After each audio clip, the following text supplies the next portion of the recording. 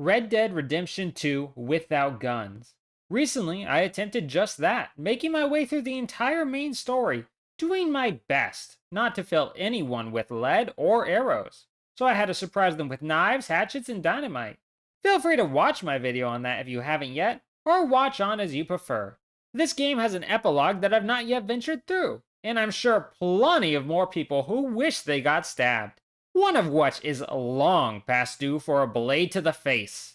Obviously, being this is beating Red Dead Redemption 2's epilogue without guns, there will be massive spoilers for the entire game. So, with vengeance in our hearts and blades in our hands, let's go bring some rough justice to the Wild West. What? Justice is good and all, but someone has to milk the cows. John Marston, aka Jimothy Milton now, is trying to do right by his family and put the criminal gunslinger life behind him. And that means being a good little ranch hand. For the life of me, I don't know how I managed to milk cows, put up fences, get run over by a bull, tame horses, and go on peaceful rides with my son, all without guns. It's insane, really, but some people are just built different.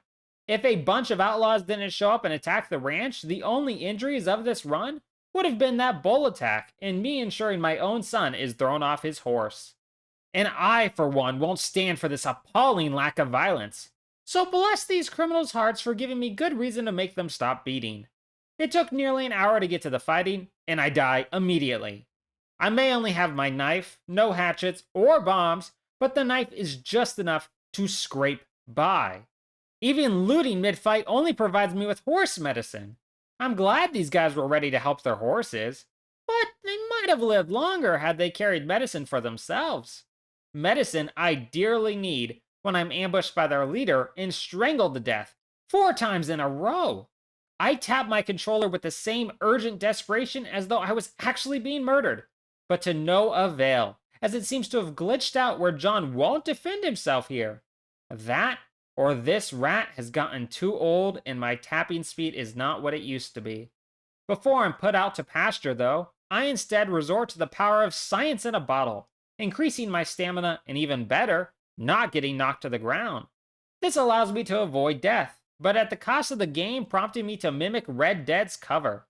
I resist firing, and in the awkward silence, I thought, maybe, John would find mercy in his heart. Oh, wait, nope. The game shoots for you, regardless of your actions. As I didn't pull that trigger and John did it anyway, that might as well be a cutscene, so that doesn't count against me.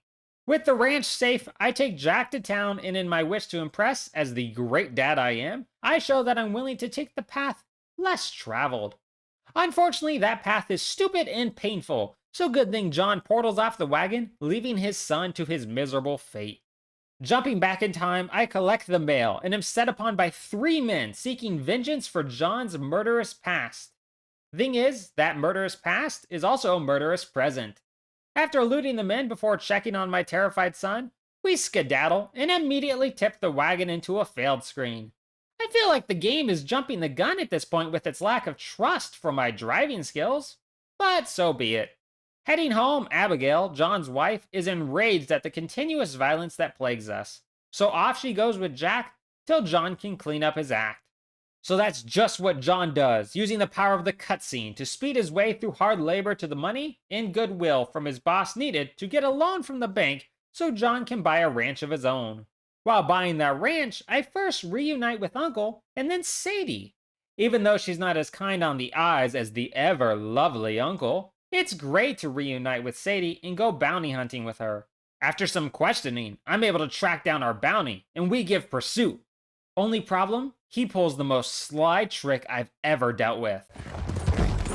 Leave me alone! I'm sorry, but I was raised to respect people's boundaries. How can you expect me to just ignore him? I know you're watching, Mom, and I apologize for my horrendous, rude actions. Now that we're halfway through the epilogue, I'll disappoint my mother yet again when I almost fall off this ledge. Thankfully, I stop just in time, turn around, and fall right off the other side. My inability to cope with gravity is nothing new, but this time the consequences are too much. when I realize my horse is fatally injured from the fall, and I have no horse reviver on me to save her. Befitting her name, I scream out, "Rachel!" And I try and see if I have a recent autosave. Turns out, I have no autosaves since the epilogue began, but I'm clever, and I decide shutting off my console might magically make an autosave occur as the game feels pity on me. Then, as I reopen the game, I remember, oh, that's right, I'm a massive idiot. There's no logic to what I'm doing, and the game feels no pity, knocking me all the way back to near the start of the epilogue.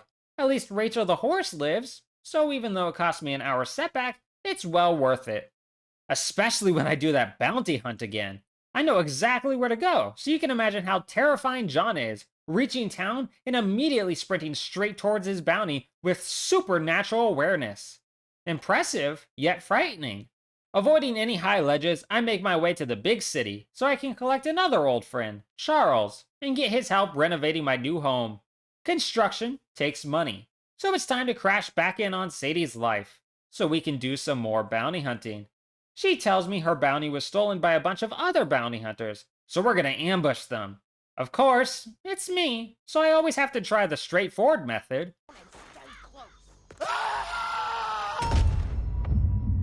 Someday, that's actually gonna work, and I'll be vindicated. Until then, I'll take the boring route down, using my throwing knives to both stealthily assassinate, and when things go loud, use them to reach those hard, out-of-reach irritations. Worst part about being reunited with friends is they love to get themselves killed, making my job so much harder as I have to double time into the hail of bullets so that Sadie doesn't kill over. That way, instead of her dying, I die in my reckless charge. But nothing dynamite can't even out when I toss it willy-nilly down upon the masses. Only problem is, tossing dynamite willy-nilly leads to the bounty himself exploding. But thankfully, he's the dead or alive kind of bounty. With the money in hand, Charles, a couple of hired guns, and I set on gathering supplies for the home building. Unfortunately, building a home is arduous, as savage, crazy people, modernly known as landlords, love to raid any attempt. Being it's 3-on-20, with Charles constantly trying to nap, the failure screen and I see far too much of each other. My hatchets are very useful, but it's really the explosives that once again make all the difference, as they're the only weapon fast enough to ensure Charles' survival. Plus, I used every bit of medicine I had on me to survive this, so I had none to spare for him. With the landlords fought off, we can build our house in peace. Easily capturing another bounty, things go horrendous when the bounty's gang breaks him out. The fighting's quite easy, sure, but the horrendous part is when Sadie makes me sniper. She did this already when I was Arthur, messing with my challenge in the main story, and yet again here.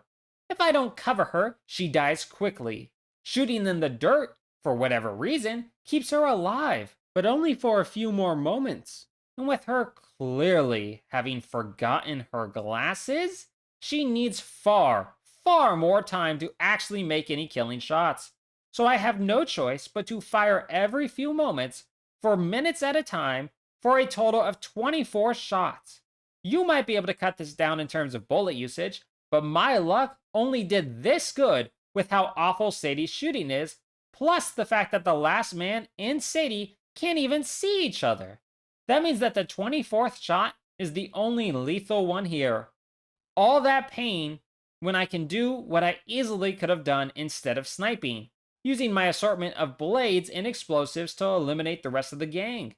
And then I thankfully only have to point my gun at the fleeing leader, bluffing him into turning around. As much as that hurt the challenge, the next sequence is so lovable as I watch the trio of men have fun and just enjoy their success. It makes me want to watch Red Dead Frasier, a sitcom of them just enjoying life and getting up to hijinks. It might be a jarring change for the sitcom to go from the silly shenanigans of the gang to rescuing Uncle from torture by crazed, vengeful landlords. But that's basically the plot to Psych, so it should work. Upsettingly, when we're jumped by the lunatics, I'm forced into a Deadeye moment, where if I don't shoot, Charles dies, which means shoot I must. The rest goes smoothly, and John is happily reunited with his family. Then John prepares to ask Abigail to marry him, so I need to ensure he looks his best, which means it's haircut time. Yep, I figure if Abigail can go on a date and still say yes to marrying a man with this beard, then clearly she is blinded by love, so it will work out long term. With those happy memories made with her, time to risk my life with Sadie and Charles to finally get justice for the gang by hunting down Micah, that lousy traitor. Micah has a huge gang protecting him, including at the start a very gifted sniper who's probably confused why I don't understand the concept of cover. The gang is numerous, and Sadie and Charles are taken out of commission pretty quickly. But once again, who needs friends when you have explosives? If I didn't come with so much medicine, I'd never have made it through this, without a doubt. Especially with how good-natured I am. Making sure these men are warm and toasty, despite this harsh cold. When they're finally all dead and vengeance is so close after all these years, I go ahead and take some extra time to loot all the bodies. Micah waited this long, he can wait a few minutes more. As one rat flees, another enters, facing off with Micah in this long-awaited duel, where I just chuck a bunch of dynamite at him while he scrambles around in a panic. If only I could just blow him up in Arthur's name and be done with it. But per usual, my allies ruin everything when Sadie pops up, followed by the long-missing Dutch, and we're forced into a standoff with Sadie as a hostage. When Dutch shoots Micah, I have to fire. If I don't shoot, I die, and there's no changing weapons. But you know what? I think this is a failure I can happily live with as I unload my gun into Micah's face, claiming justice for Arthur. Now I'm sure everyone will live happily ever after, and the cops won't come snooping around, discover where John is living now, and then be like, cool, we'll be back in 4 years when it suits us better for the first game. No, instead we can just say huzzah, and just be happy that we beat Red Dead 2's Epilogue, mostly without guns. Though 3 shot dead, with 26 shots total over 7 hours, 43 minutes, and 18 deaths, means there's no beating it fully without guns. But that's okay. It's the fun of trying that matters far more. I'm sure the countless dead John left in his wake would agree. Thank you very much for watching. I certainly hope you enjoyed. Now I'm off to watch the greatest Western ever created, Barnyard, for 72 hours straight on repeat. I highly recommend doing the same. Have a great day, friends.